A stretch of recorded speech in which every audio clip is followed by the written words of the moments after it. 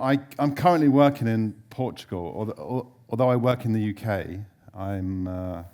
We're here for a week conference with the team, so I've had the delight of speaking here today. Some of my fellow colleagues are here, so I think they're making me more nervous than the rest of you. So I've been making games for 5 decades. I don't look that old. I'm 54, but the first game I released was in 1988, and the last game I released was in 2022. So I had this career over 5 decades. I'm surprised to hear myself say it. You know, the amount of time that I've been actually doing this. I discovered a lot about myself just by doing this presentation. I've done a lot of games. I've done more than 50 games in my life. I didn't even realize that I'd done so many games. I've worked as a designer, I've worked as a producer, I've owned my own company writing games. But I absolutely love being an engineer. And I've really realized that since I've worked for this Portuguese company, I've really found that thing that made me tick over those 5 decades was engineering and being able to put something together from an idea, a spark that you have, and you can just tap on a few keys and make a game that's fun, that someone can play. It doesn't matter if one person likes it, or if 50 people like it, or if millions of people like it. It doesn't matter, right? Because you've created something that someone else finds fun. That is freaking cool, right? That's really cool. So I love being an engineer. That's why I put a little love heart on it. I thought that would go well. I've worked in a lot of places. I've had a lot of fun working in a lot of places. There's been a lot of parties. There's been a lot of serious development. I particularly enjoyed my time coming here because I started in the UK, in Guildford. We were the only company in Guildford that was writing games in Surrey, in England. I don't know if anyone knows it. For a company called Bullfrog, which is this one. That was back in 1987. And then EA came along. They were our publisher. They bought us, so we joined together with them. And that gave me the opportunity to travel to lots of different locations because EA was already established in Canada. The HQ was in Redwood Shores, which is not far from San Francisco. So I went from there over to San Francisco. Time of my life, absolutely. But the difference, it was so amazing, the difference between UK development, which was, I would say, in some ways amateur, but it was more quirky, it was more off the cuff, it wasn't so serious, it wasn't so scheduled. And then I end up going to America, and I find their scheduling, they're more serious, right? They want to play basketball at lunchtime and stuff like that. But they wanted to schedule the game. All the skills were very pigeonholed, so you had to fit into a little box.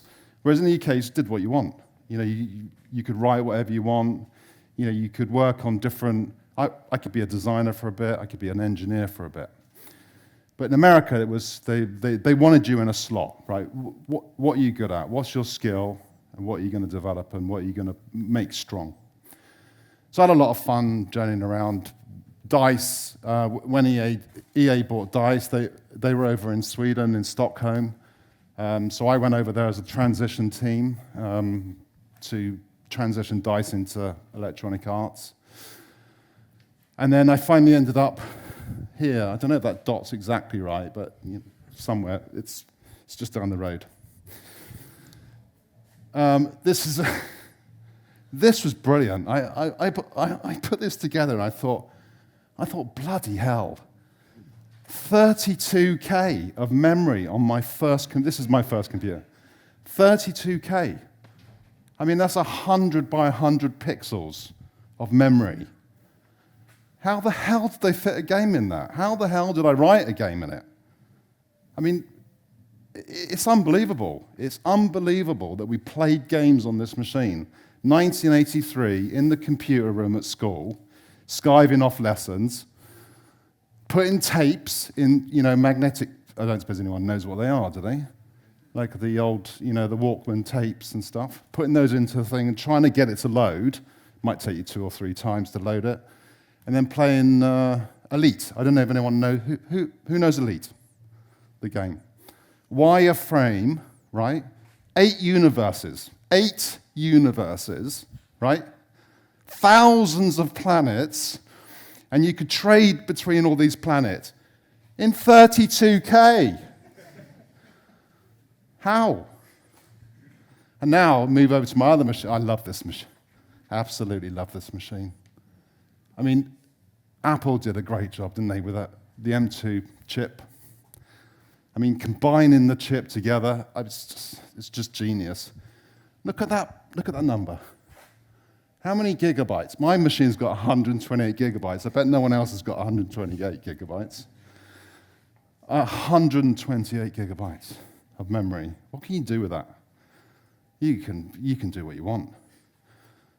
4 terabytes of SSD, and it's super fast, right? So you can really, it's an amazing machine. Fan never comes on. You touch it, it never gets hot. It's brilliant. This game I worked on in 1993. They remade it, 40 years later, 30 years later. And this is what it ends up with. Pixels, triangles, right? Pixel push-in by the artists, pixel by pixel, stamping them in, building up characters, sculpting triangles. That's all we see in there. It's just triangles with images on them. Back to pixels. How the hell did they fit it? How the hell did we get that in that machine? We had 640K to fit massive worlds in there. I don't know, I'm doubting myself I actually did it. Because I can't quite work it out when I had, my new machine, 128 gigabytes. So a lot has changed. I mean, in this time, a lot has changed. I couldn't believe. I think doing this presentation really kind of woke me up to where I was and what it is now. It is just amazing where it's gone. So, I'm not going to give you the whole cake. I'm going to give you a little slice of it, right? It's just going to be a bit of icing, a bit of sponge, and a little bit of biscuit on the bottom. You're not going to get it all because we don't have the time. So we're going to go through these subjects. Complexity, what did it mean in the 80s? What does it mean now? Scale, accessibility, automation, you could call it AI, but let's stick with automation, sounds better. And then a few tools at the end. So complexity. The difference between these two images, it's the same game, right? What's the difference between this game and this game? This one doesn't look so good today, but this was excellent. When this came out, played it for a year. When this came out, played it for another year. It's the same game. It's exactly the same game, but this looks beautiful. I mean, look at it. You can scroll around these. Has anyone seen City Skylines? Anyone bought it? Skylines 2? There's a few. There's only a few gamers. How many gamers are in it? Put your hand up if you're a gamer. Put your hand up if you're over 40. Okay. It's all right then. It's good. So I just wanted to give an image of the scale of things. Right, this is Unity 6. This isn't a game. This is just a world. This is a demo. They thought it'd knock up a demo. It's not even a game. It's literally just a demo that you can download and use and play around with. So you can put your game into it.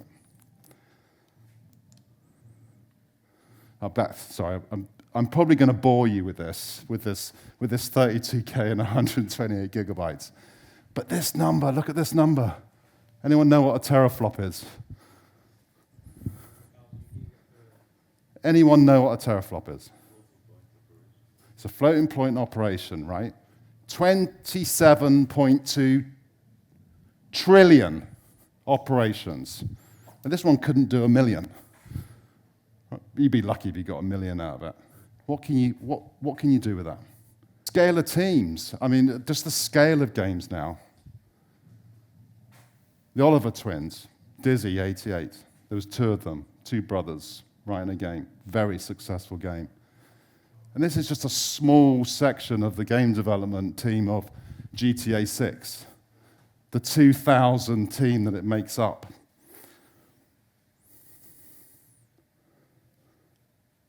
Look at this.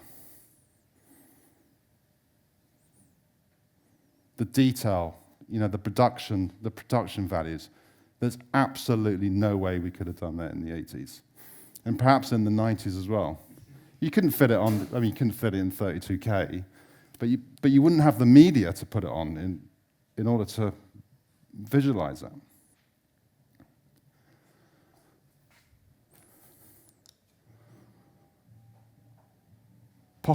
Budgets, pocket money, in a team of 2 or a team of 1, writing games in their bedrooms, waking up in the morning, going into their bedroom, well, they're already in their bedroom, out of their bed, onto their desk, let's write a game.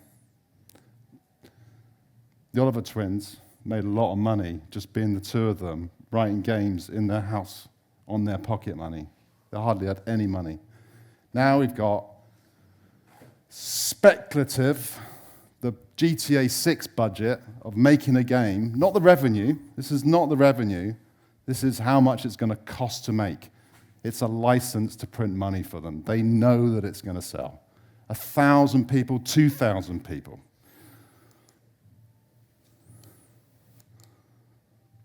I had books. I used to carry books, and I used to have a bag for them. My knowledge came from books.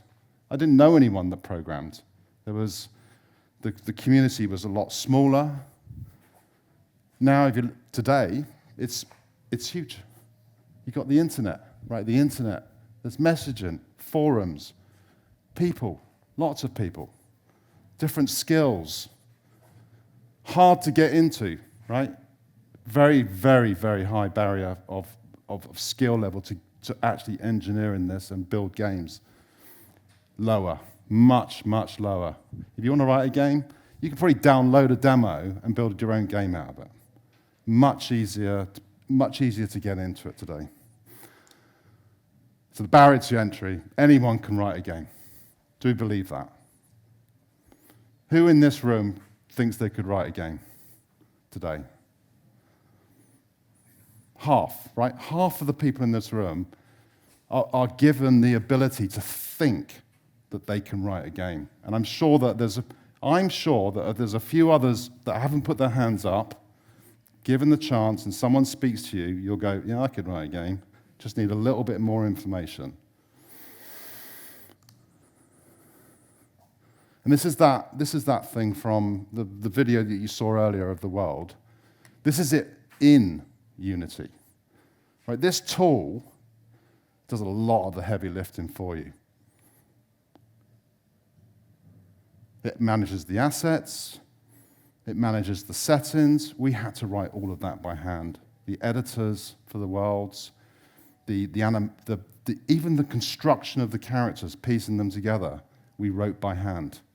All in machine code or assembler, instead of modern-day managed languages, with no debugger. I don't know how we did it. My memory's gone. I've got no idea how we could have possibly done it. You look at the tools today, they're unbelievable. I mean, it really is unbelievable. It's absolutely amazing. Automation. So I really mean kind of AI, really. There's a lot of choice. We didn't have any. If we wanted something automated, we'd have to write it. But now there is becoming a marketplace for a lot of AI tools. Mid-Journey, open art for creating concept artwork, ChatGPT, GPT, making narratives, writing code, or even writing a game. This is what I'm seeing now. You got your robot, not your staff, but your robots writing your games. It's not quite like that. But is it going to become like this? This is a bit of code, a snapshot of code that I was writing. But now I've got no idea how I did it. And I think Nelson's going to help me now. We're going to do quick experiments, and we're going to write a game in ChatGPT. We're going to write a very simple game. Who knows Conway's Game of Life? Okay, well, you've ruined it, because it's not really a game. It's more of a simulation. I think he's trying to get it. Okay. Well, let's type write me Conway's Game of Life in C#. I'm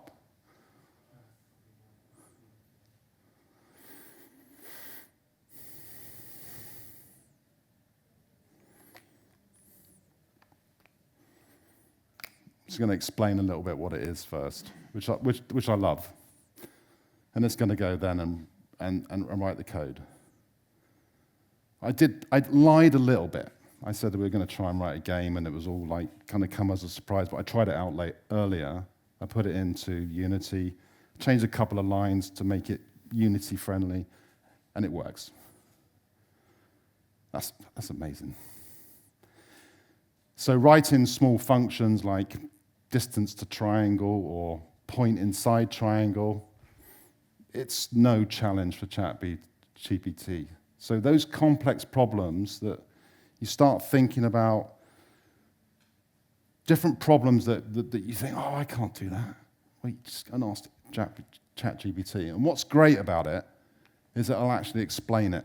And when it doesn't implement something, it tells you of what to look up in order to go and implement it, because it doesn't want to implement it because it knows it's going to get it wrong because it's too complicated. So it gives you those hooks into where to go, what terms is it using that you want to go and explore to go and complete your journey of engineering something.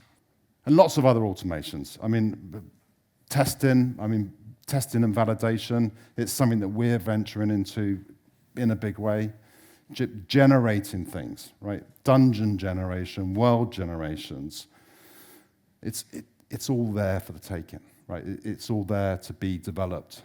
I think if you're thinking about writing a game, you should probably change your mind and write something that is automated for the games industry, because I think in the future, that's where the money is lots of the money is going to be. It's either in a tool or it's going to be in some sort of automation process that enables the game industry to do something.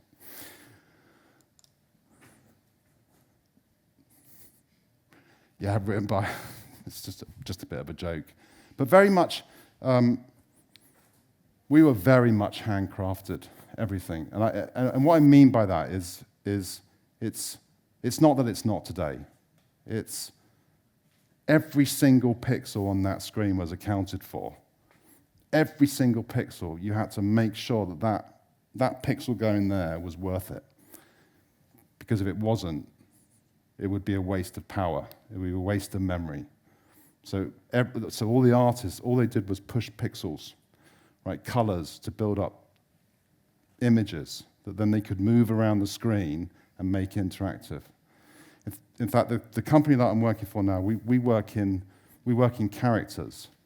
And back in 1989, we made kind of the same system, but with pixels, right? We chopped the head off, we had a body, we had some legs, and then we could make different variations of different parts of the body, and then randomize them together to create variation. Nowadays, it's much easier to achieve that just by switching out assets and stuff. And then on to tools. So we had floppy disk compression. It was the only one I could think of that it was the only thing that we used that was a a tool, or yes, we had depaint and stuff, but we had to have something that compressed the stuff onto the disk and read it from the disk. And then now, Adobe, one company, has got over 50 applications. This is a quick snippet of ZBrush, which is a sculpting tool, which most of your artists are probably using this type of tech. And all they're doing is molding it. It's got loads of polygons in it, loads of memory. It's consuming a lot of memory. It's easy to use if you're skilled at using it, if you get what I mean.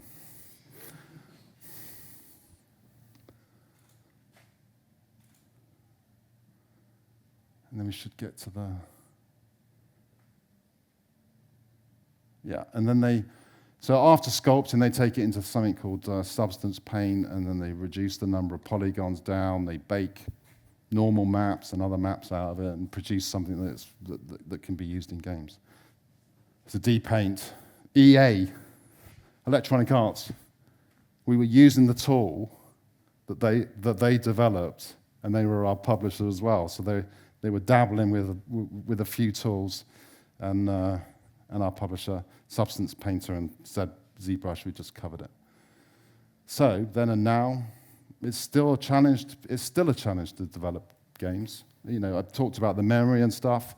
There are new challenges now, and some of the things you talked about with the scope, and especially scope creep and finishing. I think they're always going to remain the hardest things to do. And I think that's it.